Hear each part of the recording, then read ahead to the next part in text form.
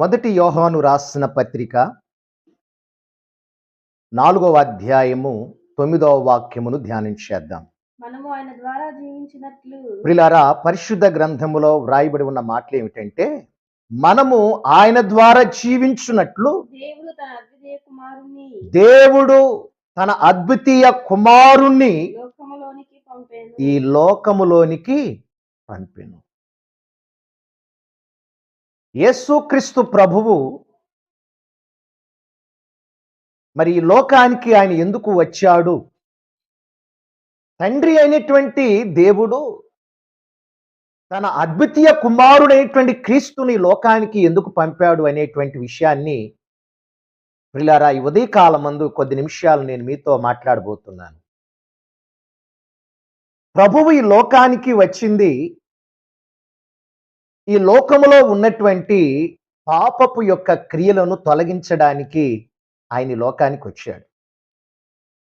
తండ్రి యొక్క ఉద్దేశం కూడా అదే. తండ్రి తన ప్రియకుమారుడైనటువంటి యేసుక్రీస్తును స్వయముగా తన ప్రియకుమారుడైనటువంటి యేసునే ఈ లోకానికి పంపించడానికి తండ్రి యొక్క ఉద్దేశం ఏంటి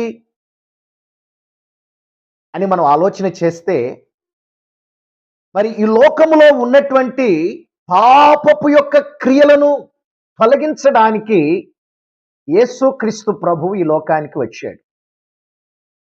మరి యేసుక్రీస్తు ప్రభులు వారు ఈ లోకములోనికి రాక మునుపు మరి ఈ లోకము యొక్క పరిస్థితి ఎలా ఉంది?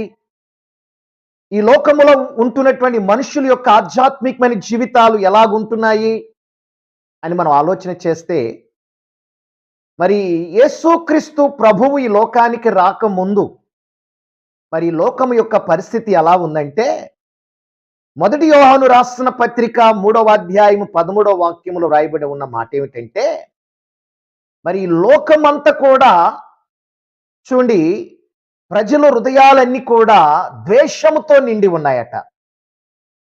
లోకము ద్వేషంతో నిండి ఉంది. లోకములో ఉన్నటువంటి ప్రజలందరి హృదయాలు కూడా, ప్రజలందరి యొక్క మనసులు కూడా మరి ద్వేషముతో నిండి ఉన్నాయి.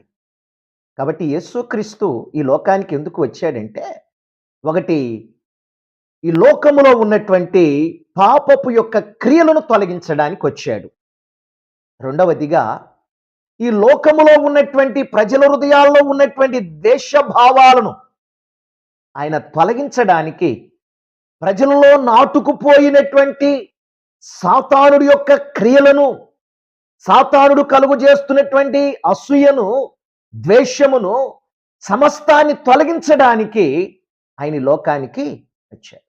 రెండవదిగా మనం చూస్తే, యేసుక్రీస్తు లోకానికి ఎందుకు వచ్చారు అంటే, మొదటి యోహాను రాసిన పత్రిక 3వ అధ్యాయము మరి మొదటి వాక్యములో రాయబడి ఉన్న మాట ఏమిటంటే, మరి దేవుణ్ణి ఎరగనటువంటి ప్రజలు ఈ లోకములో ఉన్నారట. అంటే యేసుక్రీస్తు లోకానికి రాకముందు చూడండి, దేవుణ్ణి ఎరగనటువంటి ప్రజలు ఉంటున్నారు ఈ లోకములో. కాబట్టి దేవుణ్ణి గురించి తెలుసుకోవాలని, దేవుణ్ణి ఎరగాలని, ఆయన గురించి ప్రజలందరూ కూడా తెలుసుకోవాలని, ఆయన తన్ను తాను ప్రత్యక్షపరచుకోవడానికి దేవుని ఎరగనటువంటి వారి కొరకు మరి యేసుక్రీస్తు లోకానికి వచ్చాడు. ఇక మూడవదిగా మనం చూస్తే, మొదటి యోహాను రాసిన పత్రిక 3వ అధ్యాయము 17వ వాక్యములో వ్రాయబడి ఉన్న మాట ఏమిటంటే, మరి యేసుక్రీస్తు లోకములోనికి ఆయన రాకమునుపు ప్రజలు ఎలా ఉన్నారట? కనికరము చూపనటువంటి వారు ఉన్నారు ఈ లోకములో. చదువుతారా మాట? మొదటి యోహాను రాసిన పత్రిక 3వ అధ్యాయము 17వ మాట.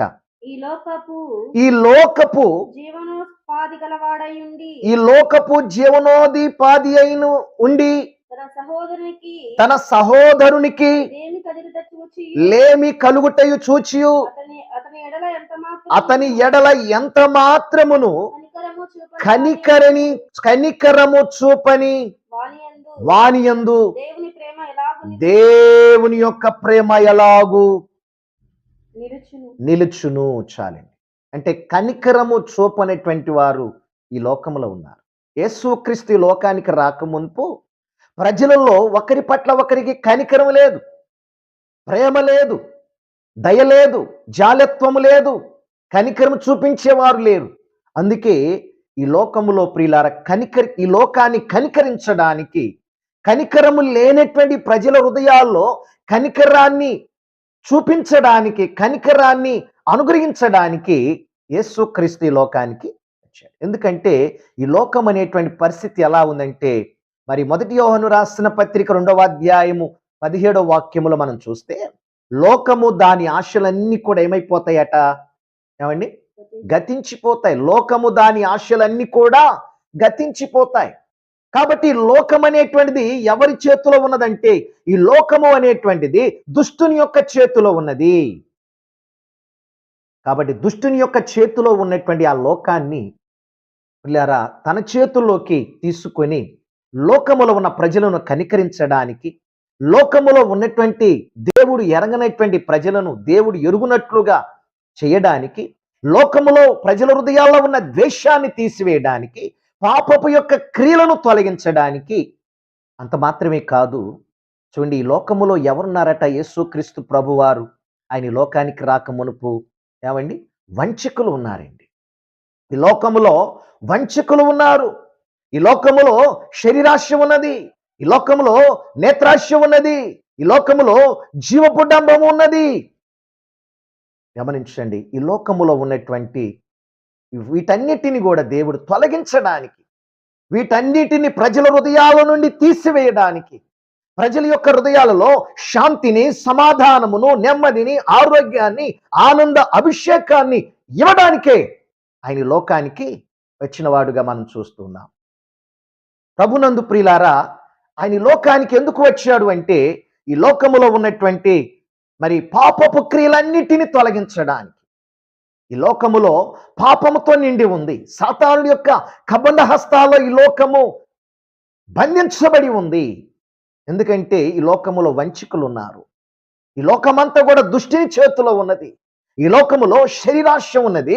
ఈ లోకములో నేత్రాశ ఉన్నది. ఈ లోకములో జీవపుడంబము ఉన్నది.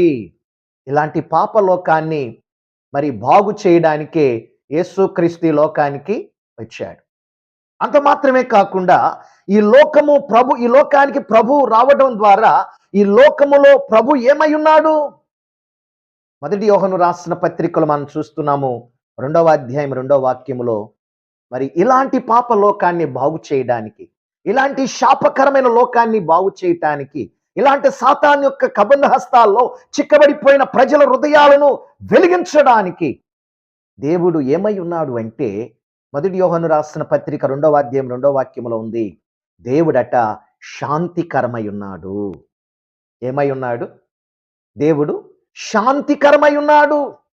దేవుడు జీవింపజేసే దేవుడై ఉన్నాడు. దేవుడు రక్షకుడై ఉన్నాడు. ఆయన ఒక వెలుగై ఉన్నాడు. కాబట్టి ఈ పాప లోకాన్ని మరి బాగు చేయడానికే యేసుక్రీస్తు ఈ లోకానికి వచ్చాడు. కాబట్టి మరి ప్రభువును మన సొంత రక్షకుడుగా అంగీకరించి, ప్రభు ఈ లోకానికి ఎందుకు వచ్చాడో కొన్ని విషయాలు మనం జ్ఞాపకం చేసుకున్నాం. ఈ ఉదయకాలమందు ప్రభువుని మన సొంత రక్షకుడుగా అంగీకరించి, మన పాపమును విడిచిపెట్టి పాప క్షమాపణ పొంది ప్రభు రాజ్యానికి మనం అందరం కూడా వారసులమవుదాం. దేవుడు అట్టి కృప మీ అందరికీ అనుగ్రహించునుగాక. ఆమేన్.